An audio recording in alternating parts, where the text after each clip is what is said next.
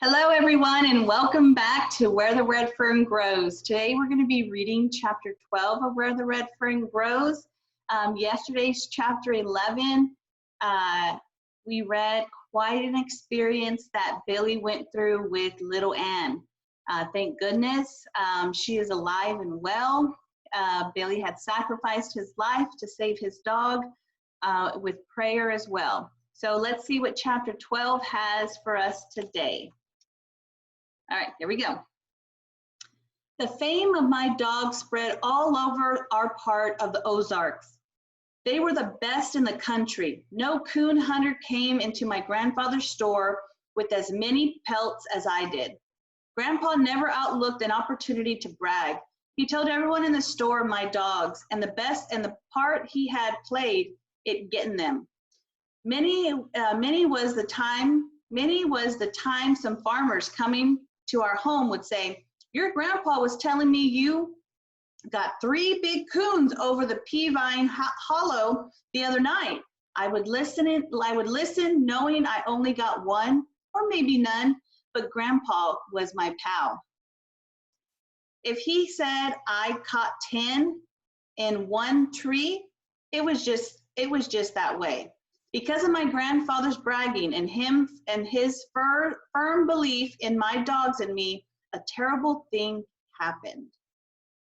One morning while having breakfast, Mama said to Papa, I'm almost out of cornmeal. Do you think you could go to the mill today? Papa said, I intended to butcher a hog. We're about out of meat. Looking at me, he said, she'll have a sack of corn. Take one of the mules and go to the mill for your mother. With the help of my sisters, we shelled the corn. Throwing it over the mule's back, I started for the store. On arriving to the mill house, I tried to mule the hitching post, took my corn and set it by the door. I walked over to the store and told Grandpa I wanted to get some corn ground. He said, I'll be with you in just a minute. As I waited, I heard the horse coming. Looking out, I saw who it was and didn't like what I saw. It was the 2 youngest Pritchard boys. I had run into them on several occasions during pie suppers and dances. The Pritchards were a large family that lived upriver about 5 miles. As in most small country communities, there is one family that no one likes. The Pritchards were it. Tales were told that they were bottle-leggers, thieves, and just all around no accounts. The story had gone round the old man Pritchard had killed a man somewhere in Missouri before moving to the other part of the country. Reuben was 2 years older than I, big and husky for his age. He never had much to say. He had meaning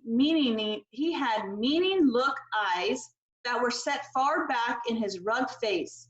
They were smoky-hued and unblinking, as if the eyelids were paralyzed.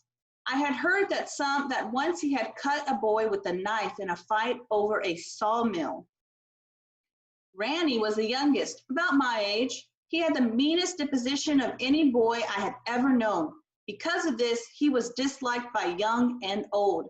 Whenever Randy went, trouble seemed to follow.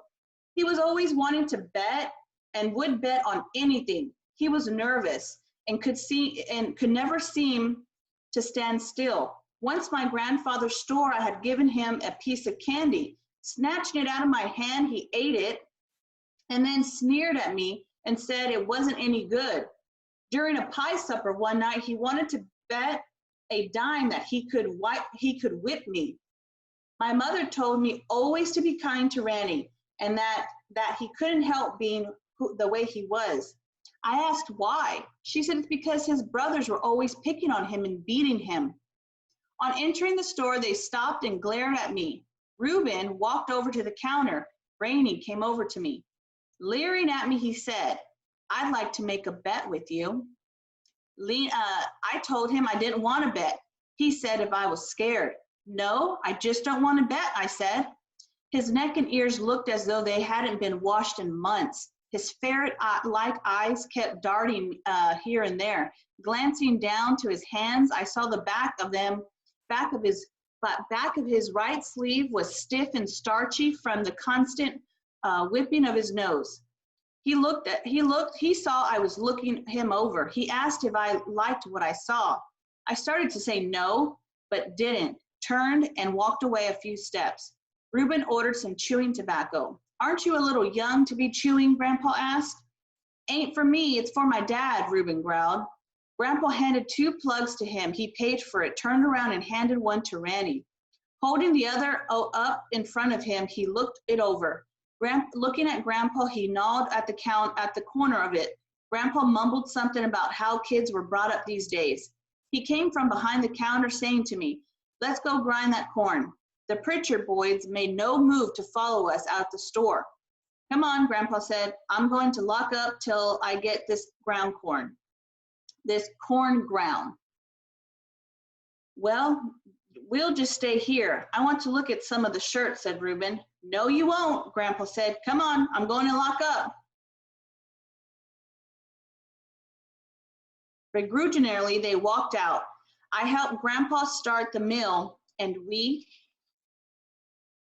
proceeded to grind the corn. The Pritchard boy had followed us and were standing looking on. Randy walked over to me. I hear you have some good hounds, he said. I told him I had the best in the country.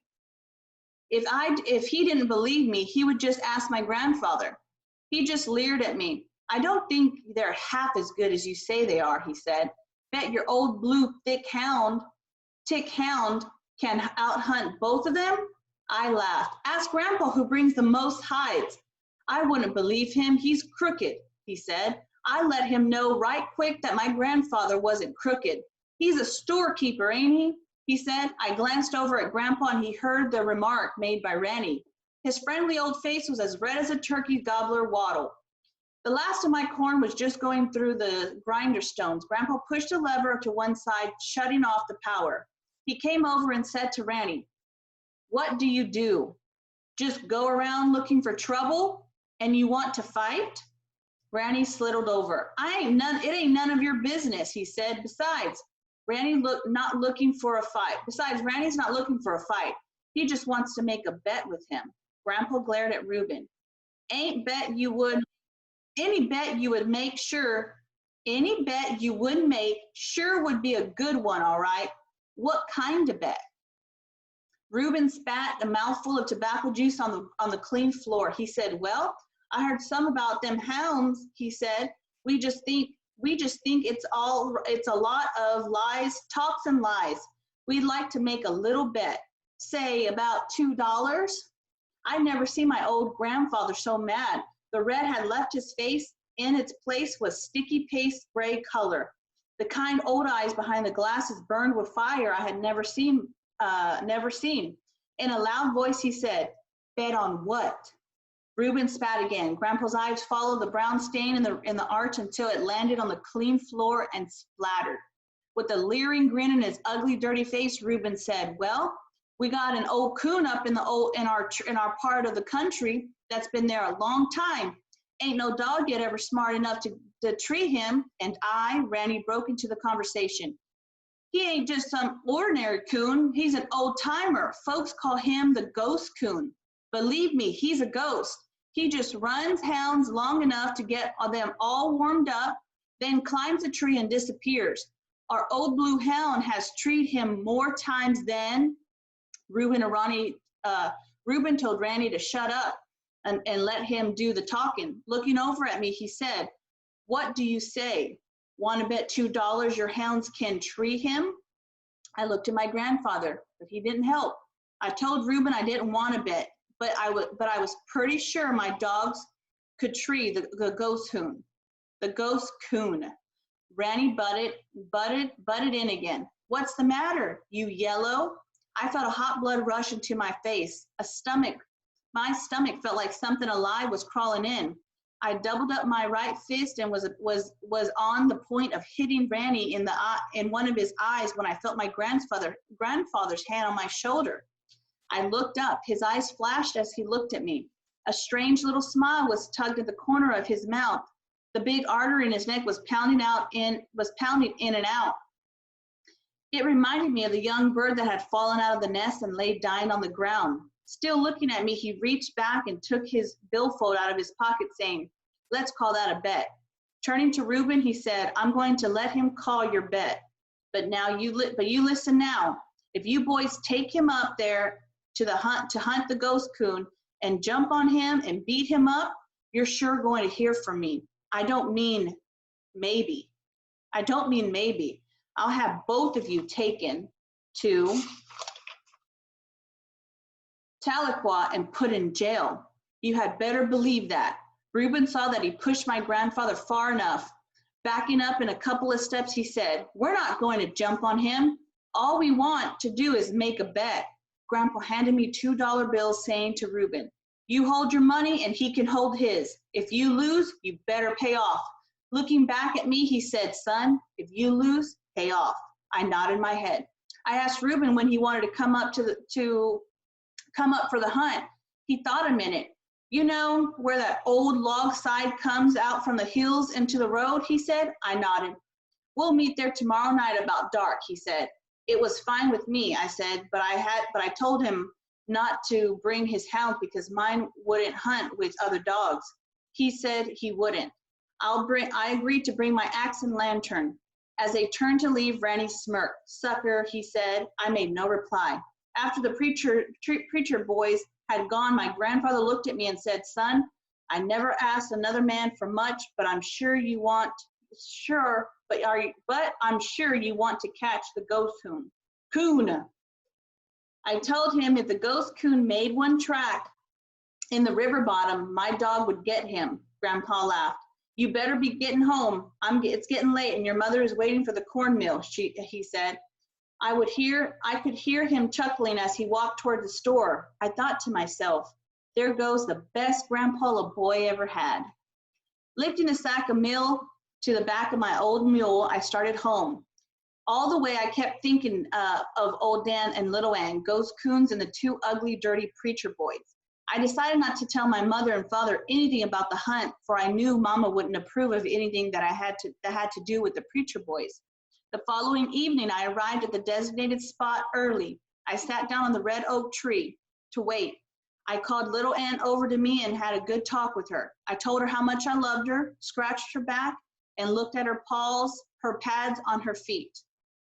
"Sweetheart," I said, "you must do something for me tonight. I want you to tree the ghost coon, for it means so much to Grandpa and me." She seemed to understand and answered by washing her face and hands. I tried to talk to old Dan, but I might as well have talked to a stump for all the attention he paid to me. He kept walking around sniffing here and there. He couldn't understand why we were waiting. He was wanting to hunt. Reuben and Randy showed up just at dark. Both had sneers on their face. "Are you ready?" Reuben asked. "Yes," I said, and I asked him which way was the best to go. "Let's go down river away and work up," he said. We're sure to strike him coming up river, and that way we've got the wind in our favor." "Are these the hounds you've been that we've been hearing so much about?" Randy said. I nodded. "They look too little and to be any good," he said. I told him dynamite came in little packages. He asked me if I had $2. "Yes," I said. He wanted to see my money. I showed it to him. Reuben, not to be outdone, showed me his. We crossed the old field and entered the river bottoms. By this time it was dark. I lit my lantern and asked which one wanted to carry my axe. "It's yours," Randy said. "You carry it." Not wanting to argue, I carried both the lantern and the axe. Randy started telling me how stingy and crooked my grandfather was. I told him I hadn't come to have any trouble or to fight. All I wanted to do was to hunt the ghost coon. If there was going to be any trouble, I would just call my dogs and go home. Reuben had a nickel's worth of sense, but Randy had none at all. Reuben told him if he didn't shut up, he was going to bloody his nose. That shut Randy up. The old Dan opened up first. It was a beautiful thing to hear. The deep tone of his voice rolled in the silent night. A bird in a crane brake on our right started chirping. A big swamp rabbit came running down the river bank as if all were close to his heels. A bunch of mallards feeding in the shallow across the river took flight with frightened quacks. A feeling that only a hunter knows slowly crept over my body. I whooped to my dogs, urging them on. Little Ann came in. Her bell-like tones blended with old Dan's in a perfect rhythm. We stood and listened to the beautiful music, the deep throat notes of hunting hounds on the hot scented trail of the river coon. Reuben said, if he crosses the river up at the Buck Ford, it's the ghost coon. And that's the way he always runs. We stood, listened, and listened. Sure enough, the voices of my dogs were silent for a few minutes. Old Dan, more powerful swimmer than Little Ann, was the first to open up after crossing over. She was close behind him. Reuben said, that's him, all right. That's the ghost coon. They crossed the river again. He waited. Reuben said, you may as well get your money out now. I told him just to wait a while, and I'd show him the ghost coon hid. I'll show him the ghost coon hide. This brought a laugh from Ranny, which sounded like someone had dropped an empty bucket on a gravel and had it kicked. The wily old coon crossed the river several times, but couldn't shake my dogs from this trail. He cut out from the bottom, walked the rail fence, and jumped into the thick canebrake. He piled into an old slough. Where it emptied into the river, he swam in the middle, doing opposite to what most coons do, which swam downstream. He swam upstream. He stopped on the old drift in the middle of it. Little Ann found him. She jumped him from the raft. Old Dan was far downstream searching for a trail. If he could have gotten there in time, it wouldn't have been the last of the ghost. It would have been the last of the ghost coon. But Little Ann couldn't do much by herself in the water. He fought his way from her, swam on our side, and ran upstream. I could hear Old Dan coming through the bottom of the other side, bawling at every jump. I could feel the driving power in his voice. We heard him when he hit the water and crossed over. It sounded like a cow had jumped in. Little Ann was warming up the ghost coon. I could tell by her voice that she was close to him. Reaching our side, Old Dan tore out after her. He was a mad hound. His deep voice was telling her he was coming. We were trotting along, following my dogs, when I heard Little Ann bawling, stop. Wait a minute, I said. I think she has treed him. Let's give her a minute and circle the tree to make sure he's there. Old Dan opened up, bawling treed. Reuben started on. Something's wrong, I said. I can't hear Little Ann. Ranny spoke up. Maybe the ghost coon ate her up. I glanced at him. Hurry up, come on, hurry up. We came to my dogs. Hurry on, we came to my dogs. Old Dan was bawling at a hole in a large sycamore that had fallen into the river. At the spot, the bank was a good 10 feet above the water level. And the big tree had fallen. The root had been torn and twisted from the ground. The jagged roots acting as a drag had stopped from falling all the way into the stream. The trunk laid on the steep slant from the top of the bank to the water. Looking down, I could see the broken, tangled mass of the top. Debris from floods had caught in the limb, forming a drift. Old Dan was trying to dig and gnaw his way into the log. Pulling him from the hole, I held my lantern up and looked into the dark hollow. I knew that somewhere down below the surface, there had to be another hole in the trunk, as water had filled the hollow to the river level. Reuben, looking over my shoulder, said, that coon couldn't be in there. If he was, he'd be drowned. I agreed. Randy spoke up. You ready to pay off? He asked. I told you them hounds couldn't tree the ghost coon. I told him the show wasn't over. Little Ann had never bawled treat. And I knew she wasn't until she knew exactly where the coon was. Working the bank up and down and not finding the trail, she swam across the river and worked the other side. For a good half hour, she searched that side before she came back across to where Old Dan was. She sniffed around the hollow log. We might as well get away from here, Randy said. This ain't going to find the ghost coon. It sure looks that way, Reuben said. I told him I wasn't giving up until my dogs did. You just want to be stubborn, Reuben said. I'm ready for my money now. I asked him to wait a few minutes. Ain't no use, he said. No hound yet ever treed that ghost coon. Hearing the whine, I turned around. Little Ann had crawled up on the log and was inching her way down the slick trunk toward the water. I held my lantern up so I could see it better. Sprouted leg, claws digging into the bark. She was easing her way down. You better get out of there, Reuben said. If she gets down in that old treetop, she'll drown. Reuben didn't know my little Ann. Once her feet slipped, I saw her hindquarters fall off one side. She didn't get scared. Slowly, she eased her back leg up the log. I made no reply. I just watched and waited. Little Ann eased herself into the water, swimming into the drift. She started sniffing around. In places, it was thin and her legs would break through. Climbing and clawing and swimming, she scratched the drift over, looking for the lost trail. I saw when she stopped searching with her body half in the water and her front feet curved over a piece of driftwood. She turned her head and looked towards the shore. I could see her head twisting from side to side. I could tell by her actions that she had gotten a scent. With a low whine, she started back. I told Reuben, I think she smells something.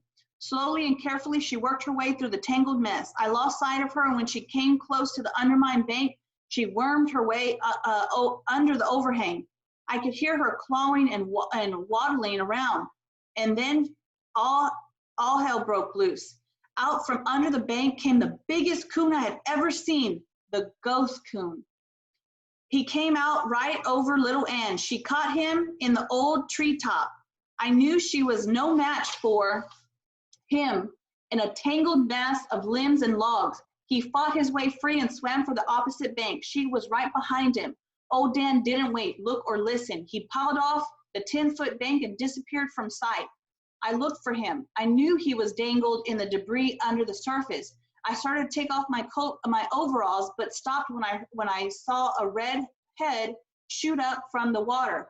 Bawling and clawing his way free from the limbs and logs, he was on his way. On reaching midstream, the ghost coon headed downriver with little Ann still on his tail. We ran down the riverbank. I could see my dogs clearly in the moonlight. The ghost coon was about 15 feet ahead of little Ann. About 25 feet behind them came old Dan. Trying so hard to catch up, I whooped to them. Reuben grabbed a pole, saying, he may come out on the other side. Knowing the ghost coon was desperate, I wondered what he would do. Reaching the gravel bar below the high bank, we ran onto it with the water's edge. Then the ghost coon did something that I never expected, coming even with us. He turned from midstream and came straight for us.